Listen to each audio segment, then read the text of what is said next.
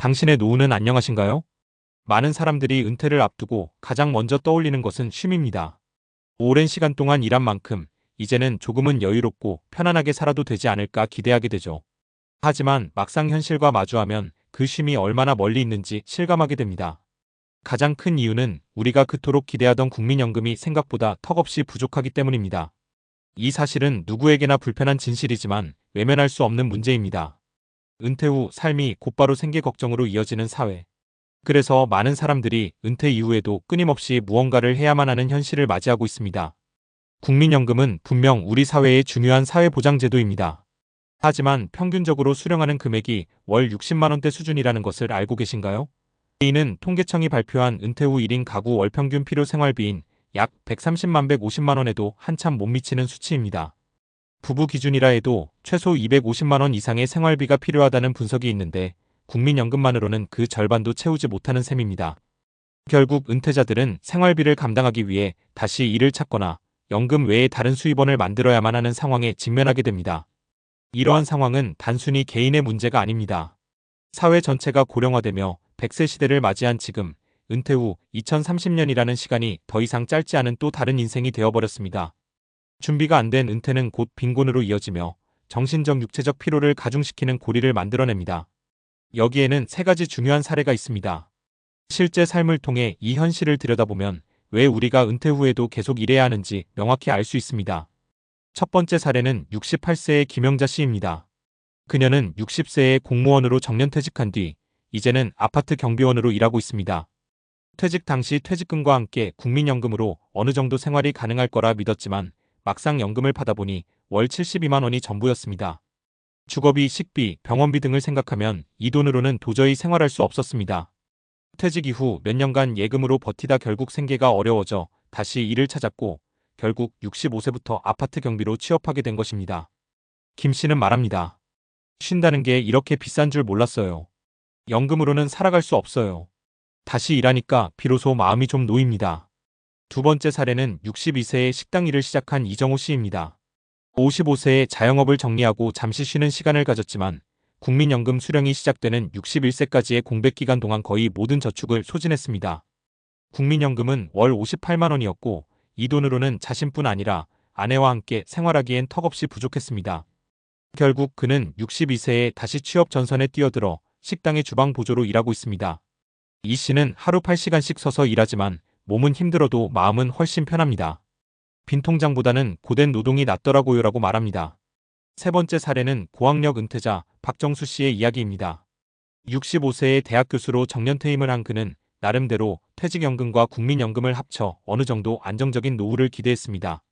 하지만 생각보다 빠르게 줄어든 자산과 예상 밖의 병원비 지출은 그의 계산을 무너뜨렸습니다. 현재 그는 온라인 강의와 글쓰기, 자문 활동을 병행하면서 월 150만 원가량의 수익을 만들고 있습니다. 은퇴는 단지 일자리에서 물러나는 게 아니라 경제적 자립을 유지하는 또 다른 방법을 찾는 과정이에요. 저는 아직도 제 이름으로 돈을 번다는 사실이 큰 자존감을 줍니다라고 말합니다. 이처럼 지식이나 경력을 활용해 수익을 창출하는 방식도 점점 중요해지고 있습니다. 이 세 가지 사례에서 공통적으로 나타나는 키워드는 불충분한 연금과 다시 일하는 삶입니다. 중요한 것은 단순히 돈을 버는 것을 넘어서 노년기에도 스스로의 삶을 지켜나가기 위한 생존 방식으로 노동이 다시 자리 잡고 있다는 점입니다. 과거에는 노년의 노동이 선택이었다면 지금은 점점 필수로 바뀌고 있는 것입니다. 여기서 중요한 질문 하나를 던져야 합니다. 우리는 어떤 노후를 살아가고 싶은가? 단지 국민연금에 기대어 살아가기엔 우리의 노후는 너무 길고 생활비는 너무 빠르게 오르며 예상치 못한 지출은 곳곳에 숨어 있습니다. 그래서 은퇴 준비는 은퇴 이후 수입에 대한 철저한 전략을 포함해야 합니다. 이것이 단지 재테크나 저축만으로 해결되지 않는 이유이기도 합니다. 누군가는 노후에도 유튜브를 시작하거나 중고거래를 통해 수익을 얻기도 합니다. 또 누군가는 시니어 인턴십, 노인 일자리 사업 등에 참여하며 새로운 소득원을 찾습니다. 이러한 다양한 방식은 단지 생계를 위한 수단을 넘어서 노년기의 자존감을 유지하고 사회와의 연결을 지속하는 중요한 도구가 됩니다. 이제는 노후에도 일해야 한다는 말이 단순히 부정적인 의미만을 담고 있지 않습니다. 중요한 것은 어떤 방식으로, 어떤 내용으로 일하느냐입니다. 체력적으로 가능한 일, 자신의 경험이나 기술을 살릴 수 있는 일, 혹은 전혀 다른 새로운 도전을 할 수 있는 일까지 은퇴 후에도 내가 살아있음을 느끼게 하는 일을 찾는 것이야말로 지금 시대의 진짜 은퇴 준비라고 할 수 있습니다. 결국 우리는 쉼을 위해서라도 다시 움직여야 합니다. 아무 준비 없이 기대에만 의존한 은퇴는 고통이지만 지금부터 작은 소득 루트를 만들고 내 이름으로 계속 무언가를 해나간다면 은퇴 이후의 삶도 충분히 가치 있고 풍요로울 수 있습니다. 국민연금이 전혀 부족한 현실. 그렇기 때문에 우리는 은퇴 후에도 계속해서 살아갈 방법을 고민해야 합니다. 그리고 그 시작은 바로 지금 이 글을 읽고 있는 이 순간부터입니다. 그럼 은퇴 후에도 우리가 일을 해야 하는 이유는 단지 돈을 벌기 위해서만이 아닙니다. 실제로 일하는 것은 신체적, 정신적 건강을 유지하는 데에도 큰 도움이 됩니다. 특히 100세 시대를 살아가는 우리는 일에 지속적인 참여를 통해 삶의 질을 높일 수 있습니다. 그렇다면 일하는 것이 우리 몸과 마음에 어떤 긍정적인 영향을 미치는지에 대해 알아볼까요? 첫째, 일은 뇌 건강에 긍정적인 영향을 미칩니다. 은퇴 후에도 계속해서 일하거나 활동적인 일정을 유지하는 것은 뇌를 자극하고 치매와 같은 신경퇴행성 질환을 예방하는 데 도움을 줄 수 있습니다.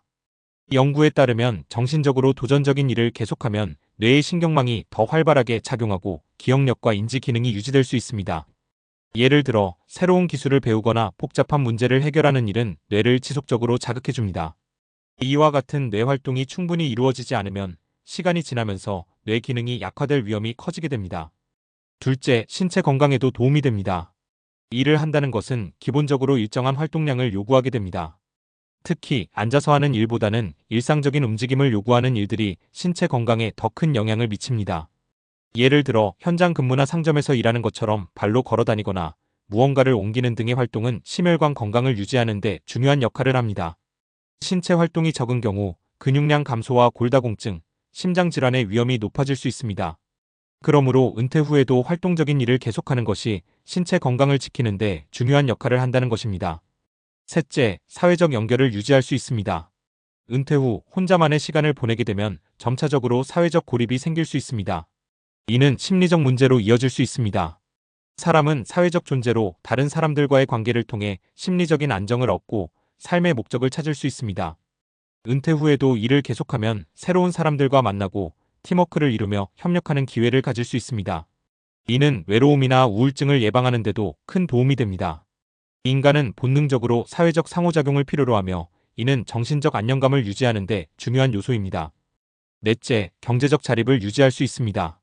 은퇴 후에도 일정한 수입원을 지속적으로 확보하는 것은 자아 존중감을 유지하는 데 필수적입니다. 대부분의 사람들은 은퇴 후 자녀나 다른 가족에게 의존하지 않기를 원합니다. 일하면서 얻는 소득은 자립심을 높이고 경제적 자율성을 유지할 수 있게 도와줍니다. 이 일을 통해 자신의 필요와 원하는 바를 스스로 충족시킬 수 있는 능력을 키울 수 있습니다. 돈이 없어도 괜찮다고 생각할 수 있지만 실제로 자립적인 경제적 기반이 없다면 자신감이나 자존감이 크게 떨어질 수 있습니다. 마지막으로 자기 실현과 삶의 의미를 찾을 수 있습니다. 일은 단순히 생계를 유지하는 수단 그 이상입니다. 이 일을 통해 자신만의 가치와 목표를 실현할 수 있는 기회를 얻을 수 있습니다. 많은 사람들이 은퇴 후 무엇을 해야 할지 모르겠다고 느끼며 삶의 의미를 찾는데 어려움을 겪습니다. 반면 자신이 흥미를 느끼고 잘할 수 있는 일을 계속하면 그 일 자체가 삶에 큰 의미가 될 수 있습니다. 예를 들어 사회적 기업에서 봉사하거나 자신이 가진 경험을 살려 후배들에게 지식을 전하는 일이 그 사람에게 큰 만족을 줄 수 있습니다. 은퇴 후에도 일하는 것은 단순히 경제적 이유 때문만이 아닙니다. 우리의 뇌와 신체, 사회적 관계와 정신적 건강까지 다방면에서 긍정적인 영향을 미칩니다. 100세 시대를 맞이하여 은퇴 후에도 계속해서 의미 있는 일을 찾고 자신이 할 수 있는 일을 계속하는 것은 삶의 질을 높이는 길이 될 것입니다. 그럼 여러분은 은퇴 후 어떻게 지내고 싶으신가요? 물리적인 건강뿐만 아니라 정신적 건강도 지키며 계속해서 성장하고 사람들과 함께 살아가는 방법을 고민해보세요. 우리는 여전히 할 수 있는 일이 많고 그렇게 살아가는 것 자체가 더 건강하고 의미 있는 삶으로 이어질 수 있습니다.